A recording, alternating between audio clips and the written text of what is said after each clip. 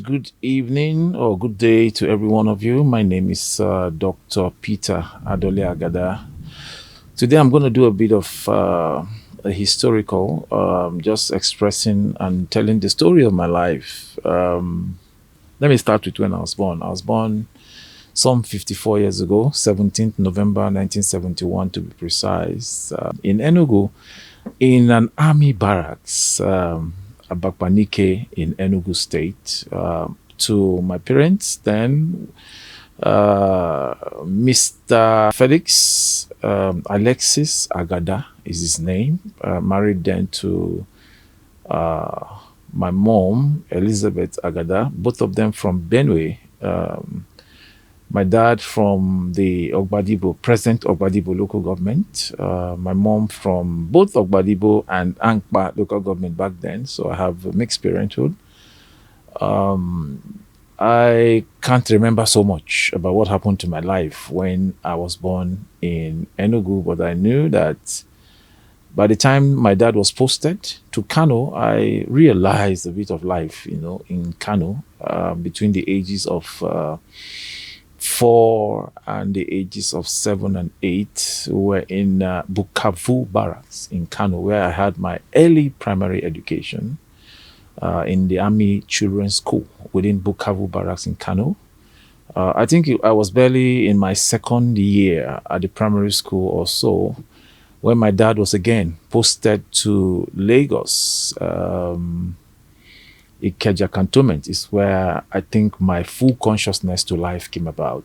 In Ikeja, my dad was already a sergeant in the army. I went to, beginning first with the Army Children's School in Ikeja Cantonment, Lagos. But of course, there was this school's posting then, Mushin, that's what it's called, inter-school postings and all of that. I was moved from Army Children's School to GRA primary school, which seemed to be much closer to my place of residence.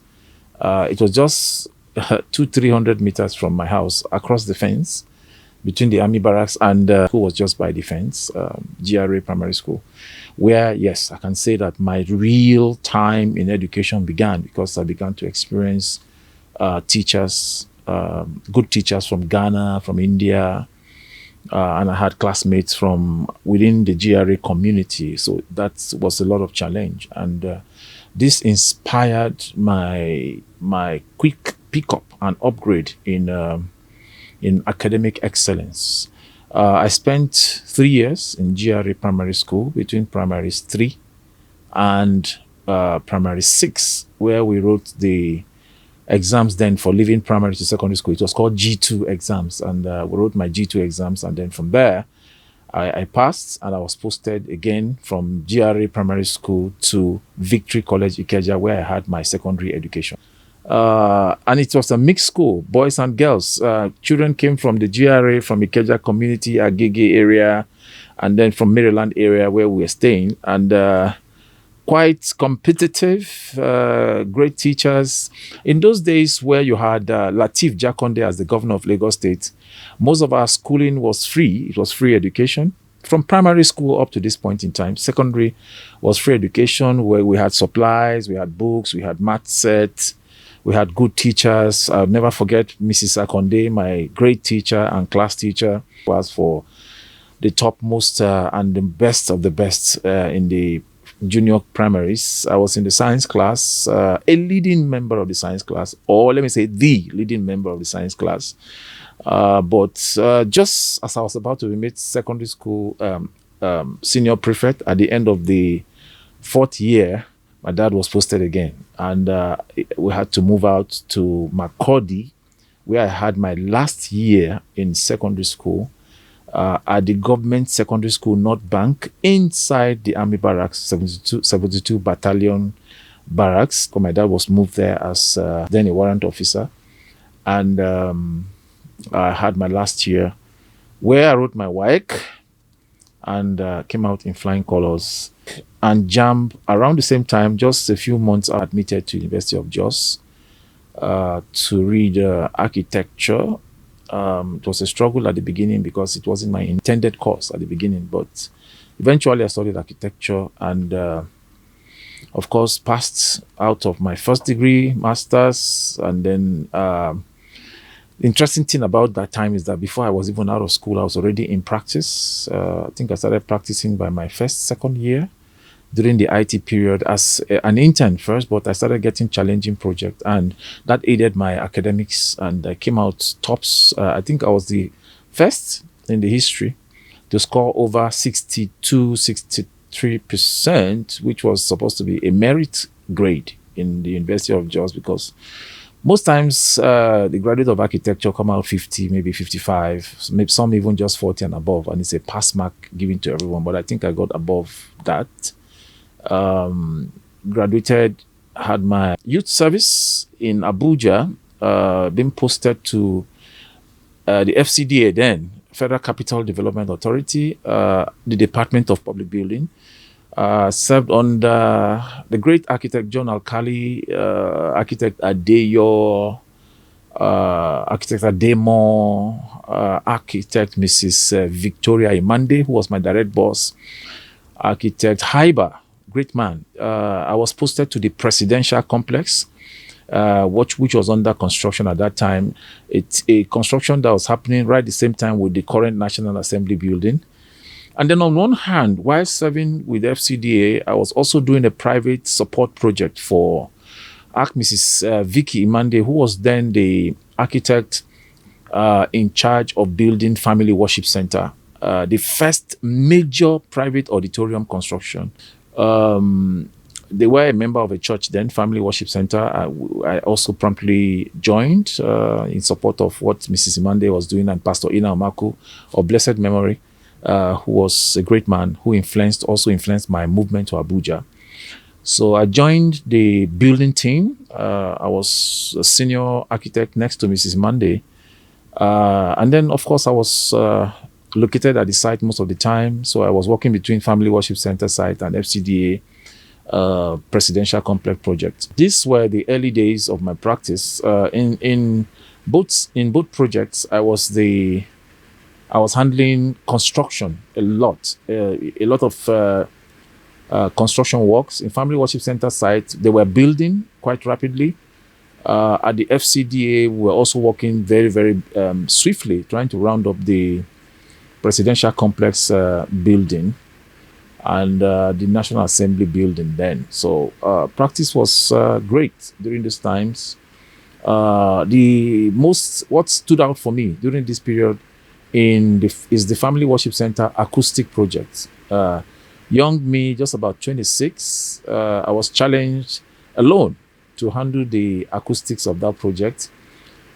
Just a few months or so, about a year out of school. And I had to run back to campus to meet my acoustic lecturer who taught me, Dr. Gyang, Bulus Gyang then, and invited him to join me as the acoustic consultant of the Family Worship Center project. This was promptly granted by the church, and Professor Gyang then accepted to be the acoustic consultant, and he was the one that aided me in accomplishing that great feat. 3,600-seater, first and foremost acoustic project done by myself, aided by my professor lecturer in Abuja. It was one hall that could compete with any hall that was in Abuja at that time, looking much more beautiful, much more technical than even the Transcorp Hilton where we had used before then. That marked the beginning of a new quest into the field of acoustics by myself. So after the Family Worship Center building, I found myself in several other projects, a lot of them acoustics in nature, though I delved into housing and infrastructure because the studies around acoustics affected me, positively impacted me. So I started going into other deeper studies in infrastructure, in housing, especially in the area of social housing. And then, of course, I had this natural endowment to be able to look at problems and solve them from my desk. So I began to look at, somehow, as I grew up, I began to look at Nigeria, basically speaking. And I began to, like I always told people, I started seeing Nigeria as a site with the 4 beacons. In Nigeria, it may not be 4, there might be several hundreds and thousands of beacons, but the boundary of Nigeria for me became like the boundary of a site. And I began to think of this great nation, what can come out of this site? How can I impact this nation with what I now know, with a vast knowledge in architecture on this land? And I began to go into infrastructure planning. I took a short course, 6-month course in infrastructure planning in a UK university, University of East Anglia. And I began to understand and press into what does it take to develop the infrastructure needed to be able to harvest the natural endowment that is spread across this 923 square kilometers of land. My admission into East Anglia did not proceed, but the studies of infrastructure planning continued on a personal research basis. And that really widened my scope, in understanding what needs to be where, how do we connect between the dots, how do we connect between feedstock and output, how do we transport them, how do we export them, how do we create dry ports, mining centers, clusters for housing, agriculture. All of this came about around that same season. So the season of infrastructure and acoustics became a new definition around my life, slightly delving out of social housing, but still sticking around to provide further solution as much as I could. By 2011, we became known for Cyrus, my company, which was registered around this season. After Family Worship Center delivery, became known for housing. The then Minister of Housing, Mrs. Amma Pepple, was in recognition of this solution templates provision by Cyrus that she gave us a very fantastic award for social housing design for 540 million back then. And then that was supposed to be applied to my land somewhere on the way to Kefi, where roads, water, power was supposed to be supplied for me to build the social housing model that I was describing then. That one person can live in a house under 1 million, under 2 million, and under 3 million. It was a fantastic project. They provided the infrastructure, and then we moved on from there to start providing solution templates to government and different government organizations, ministries, departments, and agencies. At a point, me and my team, by this time we've grown into a group of professionals working together, trying to solve Nigeria's problem, based on that whole infrastructure network planning that we had come about. So we started solving problems in 15 to 20 thematic areas, starting with 15. And then this group of persons under a platform, we called ourselves the Congress of Professionals at that time, and we're providing solutions to different fields, different sectors of the Nigeria economy. And that group still exists to today, by the way. But we presented something fundamental to the Federal Executive Council of President Yaradua and Dr. Ebele Goodluck Jonathan, being the being the vice president at that point in time, received us in the midst of about 10, 15 or so, 20 cabinet ministers with their representatives and ministries and departments and agencies present.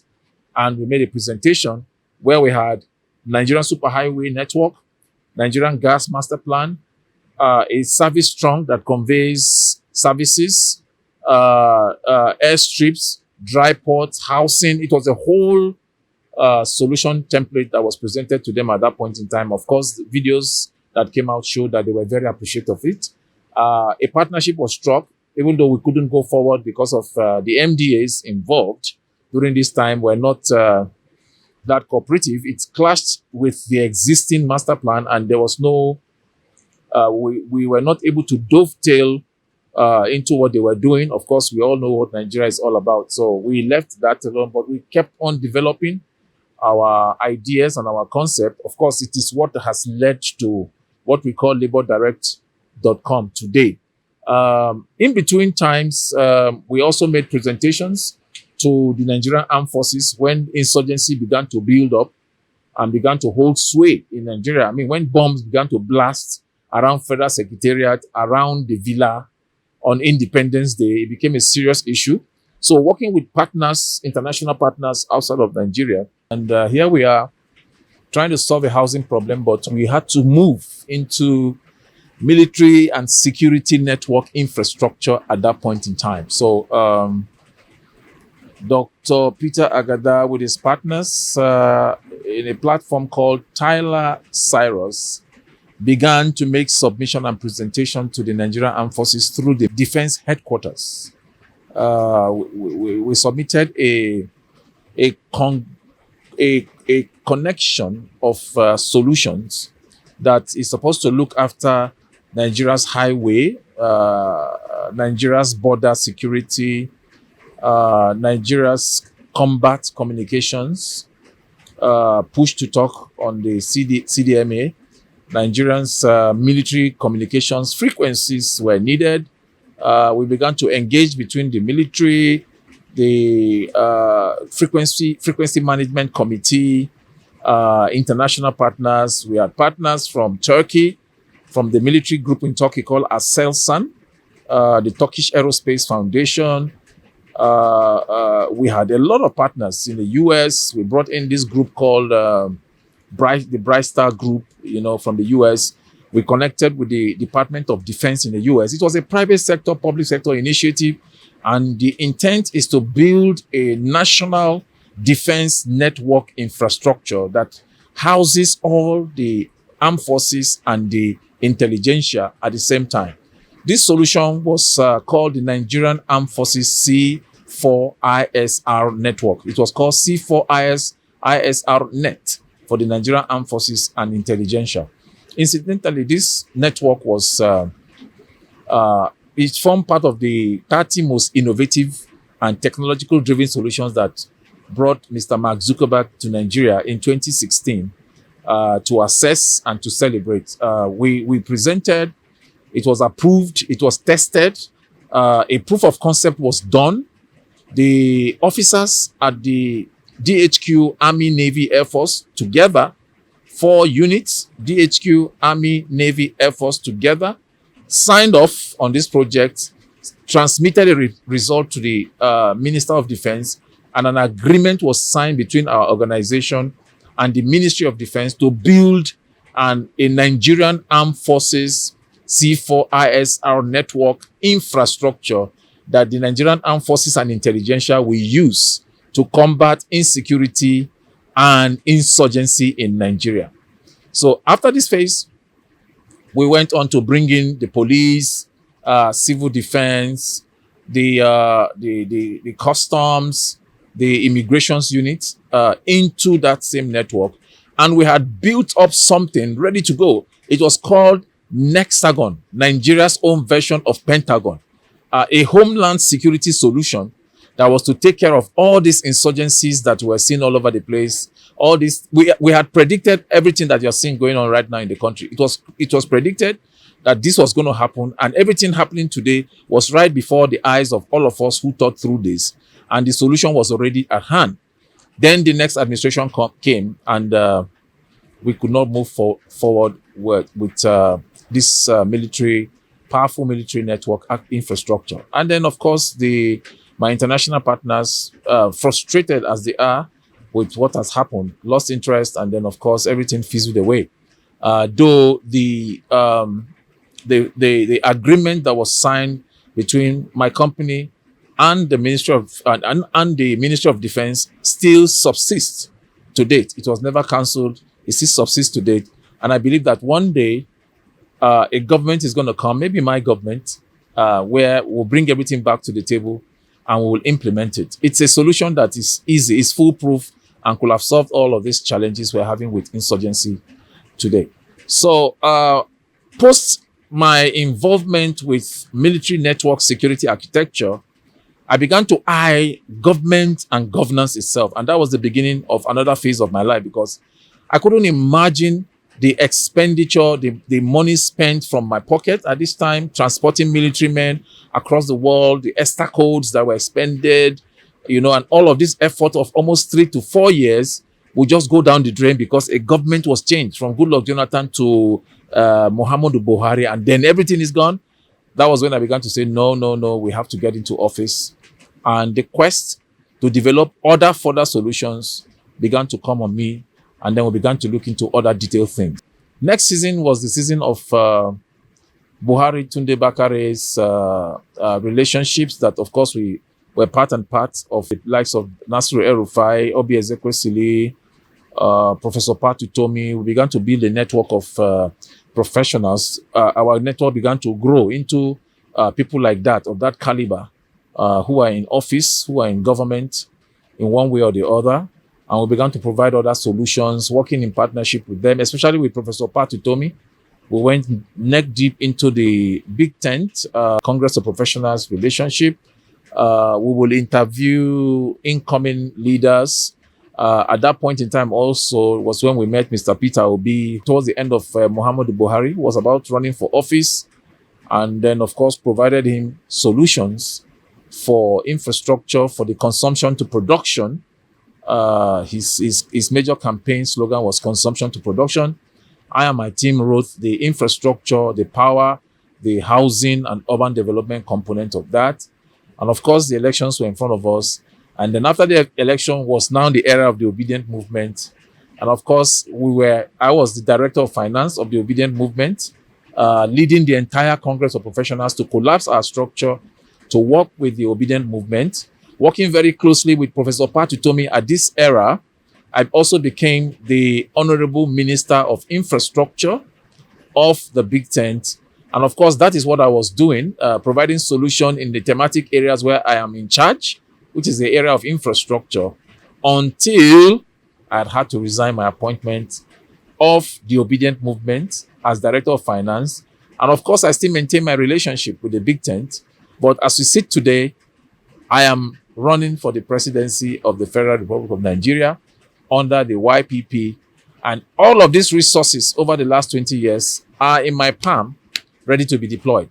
Everything written, everything cataloged, everything detailed to the last 100 days. The first hour in office, all the way to the first 100 days in office, the solutions are all packaged and ready to be deployed in this great nation called Nigeria. And that is, in a brief, my story as I will have had it. So architect Peter Agada is a lover of sports from time immemorial. Of course, you know, kids in the army barracks, what we do with ourselves is play football, play table tennis, run, you know, we are sprinters. So I'm heavily sporty. I play football from the ages of 9 into, well, I was 15, 16, around 1983, 84, 85, thereabout. I played active soccer in Lagos in a club at club level. In fact, I had to have a major row with my father then because I was playing football to the point where club vehicles would come in, pick me, and then drop me off. Because they felt that was going to tamper with my father had so much hope in my academic dexterity, and he didn't want anything to tamper with it. I also was into music. I sang, I danced. I was in a breakdance competition several times. I entertained, I rapped, you know. Lots Club Ikeja by Maryland was somewhere that I and my team, we had a musical group then. We go to Lost Club, we'll entertain, we'll rap, we'll sing. I still do up to today. I love music. Apart from sport, I love music. I like dancing, you know. Something about music and dancing gets to me. It gives me the goosebump, you know. I also like to swim. I like to do other social activities. I don't club as a man. I entertain as a child, but I never clubbed. But I like to swim. I like to play tennis. I like to race. In my secondary school then, Victory College, I used to be the guy that finishes the relay race. You know, is the fastest guy that finishes the relay race. So I ran 100 meters dash, nothing more than that. And then, of course, I have a family. Currently, I have 8 children, and still looking up to more, expectant of other kids. 3 of the 8 are from my wife. The other 3 are adopted from my late brother. I actually have a lot of children. These are just direct blood relatives, but I look after well over 41 kids across. You know, we have a large family. I am the firstborn of my father's house. My father was the firstborn of his house. So my father's brothers and then my brothers and their kids are all on me, you know, and not complaining, but I know that the Lord is helping me to do what I need to do. Of course, on a wider level, there's still so many dependents. Today, I'm even looking at a time where the entire 230 million Nigerians will become my dependents. And I'm ready. My heart is prepared for that. It's ready. It can weather that storm and it can carry that as a person. So in a nutshell, that is me, socially speaking.